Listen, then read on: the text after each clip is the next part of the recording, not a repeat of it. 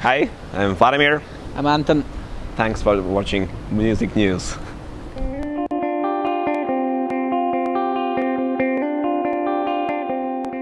Vladimir and Anton, it's great to see you. How are you doing today? Brilliant. Good. Yeah. How are you? I'm very well, thanks.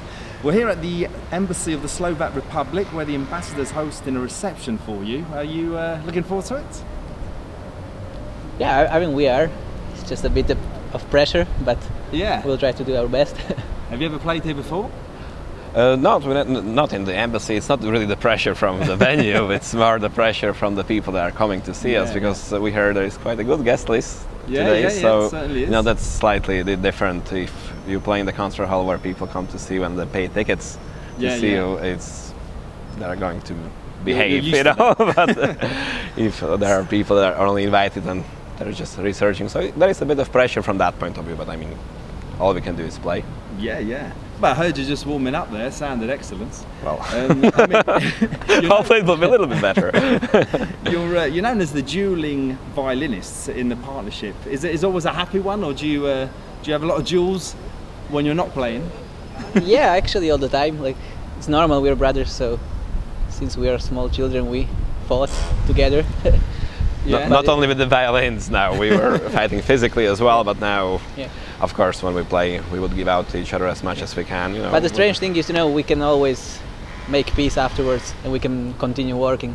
Because if you work with somebody who is not family and you argue, that's it probably. It's one or twice, and then you just split. that's why Unfortunately, musicians... he's my brother. It is impossible to split, so we have to continue somehow. Yeah. The new album celebrates great Russian composers and Russian folk and gypsy melodies. How did you choose the songs for the album? It came just, all of a sudden, Anton came up with the idea to play few Russian tunes, and I was actually against it from the beginning. In Irish market, I thought it's not really, something that people will be familiar with. And then he threw in few tunes, and we got really, really good reaction. So then, of course, we added up more and more until it actually became the whole album. And people are really reacting to it well, and also it adds to our story because our dad is originally from Russia. We sort of know that music. Yeah. It's a very strange relationship to Russia because I've been there maybe twice in my life for a week. But if you have the language and you have the culture, like songs and stories, you are actually part of that culture. So we enjoy playing this music, and it's kind of our music. Although I was born in Slovakia, and the love of the violin has been a family tradition with your dad and grandmother, sort of prolific musical figures. Was it always set in stone from a very early age that you were going to be violinists? Yeah, it was an automatical thing. Did you have any choice? We sort of had a choice, but not really. For Anton, he's the only one who went really straightforward. We are 6 siblings in the family, and 5 of us continued with the music as a full-time. But when I was, for example, teenager, I didn't want to continue violin. I thought there could be some better things to do rather than just playing the violin. But of course, it was a very quick comeback for me, when I tried something else.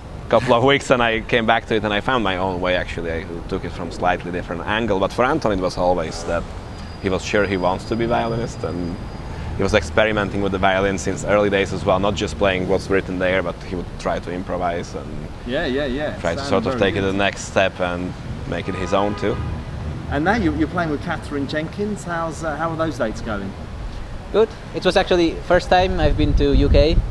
She invited us, it was last month, and we already played with her 2 concerts. 2, yeah. There is a 3rd one this week. Yeah, this week we played 3rd one. It's good. She has a great and big audience. So those are nice concerts. We'll see. And we're in the middle of the Euros at the moment. England face Slovakia tonight. Are you football fans? I'm a football fan. He's ignorant. I never followed football. I don't know how to play. I think it's just I already know that it's 11 people on each side playing.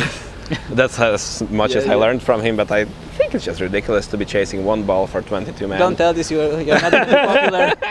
No. I mean, it's just Slovakia actually never been any good in football, so I didn't really follow them. And it wasn't ever my thing, but he actually made me to make a bet on Slovakia tonight, so I hope they will win.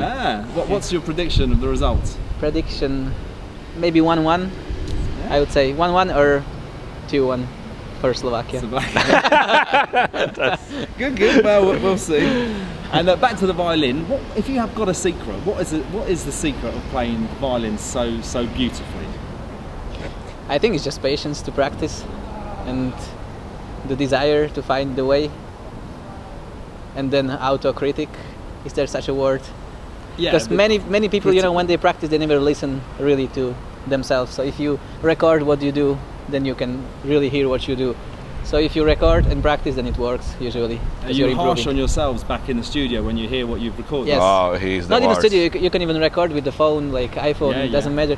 Just people listen in different way when they have when they play live and when they record.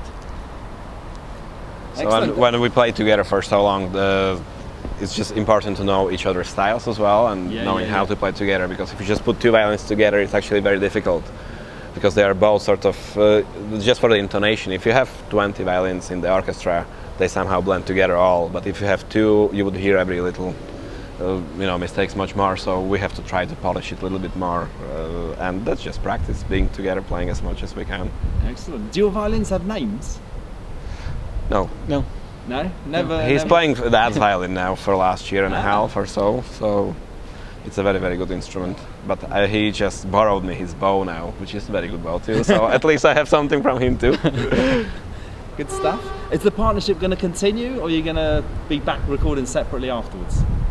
We'll see for how it goes. Like, we don't plan. I think we'll definitely play together for a number of years now, and I'm sure Anton and also probably myself will want to do something on the separate career paths as well. But I mean, I think it will just mingle. In and out. But at the moment, the plan is, we want to develop it further. We have so many different ideas of how many different tunes we can do, arrangements. That's for Anton, and there are like hundreds of angles we can take, because there was so much of classical and popular and all this music made, and we can just bring it to our own style.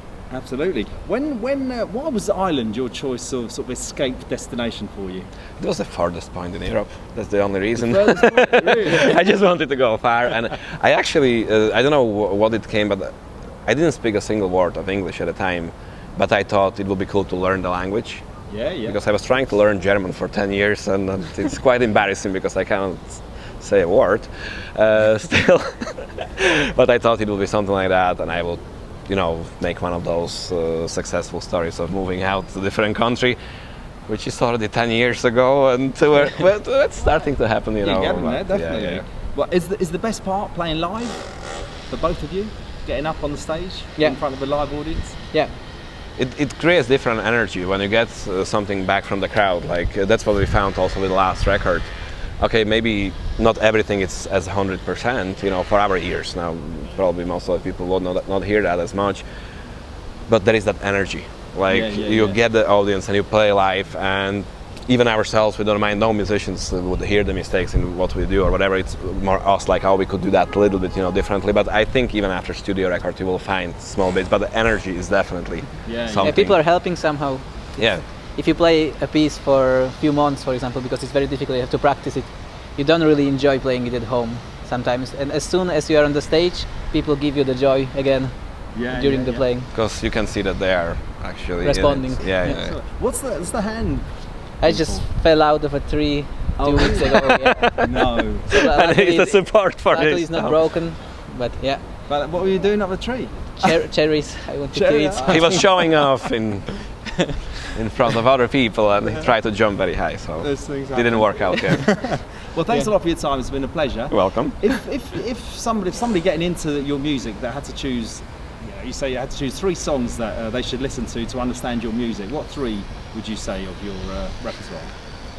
I think it's hard because we have many different pieces, but from the slow ones I would prefer maybe Shostakovich Waltz.